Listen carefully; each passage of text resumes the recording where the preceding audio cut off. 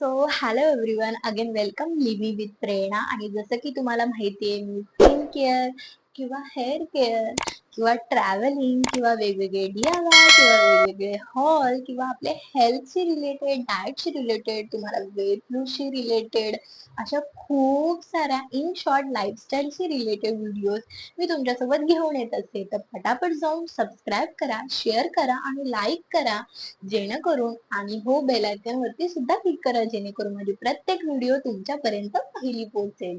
So तुम्हाला सुद्धा माझ्यासारखी glowing skin किंवा टॅन रिमूव्ह करायचं असेल तर माझ्याकडे ह्या काही होम रेमेडीज आहे ज्या तुम्ही यूज करून तुमचा टॅन रिमूव्ह करू शकता.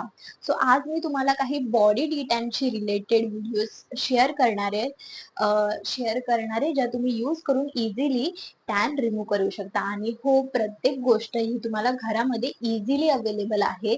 तुम्हाला कुठेही बाहेर जायची गरज नाही, कोणतेही एक्स्ट्रा पैसे खर्चायची पण गरज नाहीये. तुम्ही इझिली घरातल्या घरात असलेल्या वस्तूंनी ह्या सर्व रेमेडी ट्राय करू शकता. सो चला तर आपण वळूया आपल्या पहिल्या रेमेडीकडे, जी तुम्ही यूज करून तुम्हाला खूप यूज होणार आहे. So let's get started. So इथे मी घेतली आहे मसूरची डाळ. खूप बेनिफिट आहे मसूरच्या डाळीने, टॅन रिमूव्ह होण्यामध्ये खूप हेल्प होते. इथे घेतला राईस, मुलतानी मिट्टी आणि थोडंसं आपलं बेसन पीठ, थोडीशी चिमूटभर हळद. आणि मी मसूरची डाळ आणि राईस ह्यांना मिक्सरमध्ये ग्राइंड करून घेणार आहे. एक त्यांची पावडर सारखी पेस्ट करून घेणार आहे.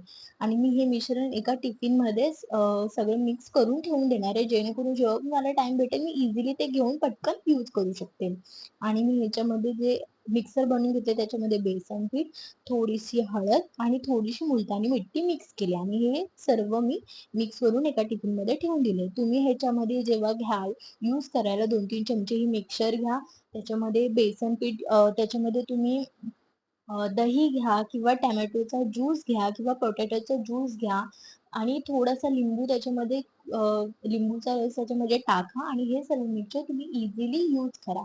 तुम्हाला आता काय करायचंय, तुमच्या हँड्सवरती, लेग्सवरती अप्लाय करायचंय आणि एक नॉर्मल सगळीकडे अप्लाय करून घ्या. आणि त्यानंतर ते 5-10 मिनिटं त्याला ठेवा आणि मग नंतर ते सुकलं की त्याला मसाज करा. हलक्या हाताने मसाज करा. जसं की मी तुम्हाला दाखवते इथे. थोडंसं पाणी घ्या आणि हलक्या हाताने मसाज करा आणि नंतर नॉर्मल वॉटरने वॉश करा. आणि इथे तुम्ही बघू शकता की ती ग्लो करते. आणि नॉर्मल सॉफ्ट टॉवेल घ्या आणि त्याच्याने सॉफ्टपणे क्लीन करून घ्या बस. सो आता आपण वळूया आपल्या सेकंड रेमेडीकडे, जी यूज करून तुम्हाला अल्सो खूप जास्त हेल्प होणार आहे. So let's get started. So इथे घेतलेला आहे पोटॅटोचा ज्यूस. मी किसून ते एका कंटेनरमध्ये ज्यूस काढून घेतलेला आहे. मग इथे घेतलेलं आहे मी थोडीशी बेसन पीठ घेतलेलं आहे, थोडी टर्मरिक पावडर म्हणजे हळद पावडर घेतलेली आहे आपली. ते कॉफी पावडर यूज केली आहे मी, 2 चम्मच छोटे कॉफी पावडर घेतलेलं आहे. याच्यामध्ये मी आपलं दही, नॉर्मल दही यूज केलेलं आहे. या सर्वांना मिक्स करा चांगलं. आणि सेम जसं मी लास्ट रेमेडीमध्ये दाखवलंय तसंच तुम्हाला हे पूर्ण तुमच्या हँड्सवरती, लेग्सवरती अप्लाय करायचंय. 10-15 मिनिटं ठेवायचंय. नॉर्मली वॉटर घेऊन तुम्हाला मसाज करायची आणि सेम तुम्ही फेसवरती सुद्धा अप्लाय करू शकता. तुम्हाला माझ्या ह्या सगळ्या होम रेमेडीज कशा वाटल्या, तुम्ही यूज करा आणि मला कमेंट बॉक्समध्ये नक्की कळवा तुम्हाला हेल्प झाली की नाही याच्याने. आणि तुम्ही सुद्धा मला कमेंट बॉक्समध्ये सांगा की तुम्हाला कोणकोणत्या आणखी व्हिडिओज पाहायला आवडेल, कोणते कोणते टॉपिक तुम्हाला पाहायला आवडतील माझ्या चॅनलवरती. तुम्ही मला कमेंट बॉक्समध्ये कळवा, ज्यावरती मी व्हिडिओज घेऊन येईल आणि तुमच्या प्रत्येक कमेंटला मी रिप्लाय सुद्धा देईल. Bye bye, take care.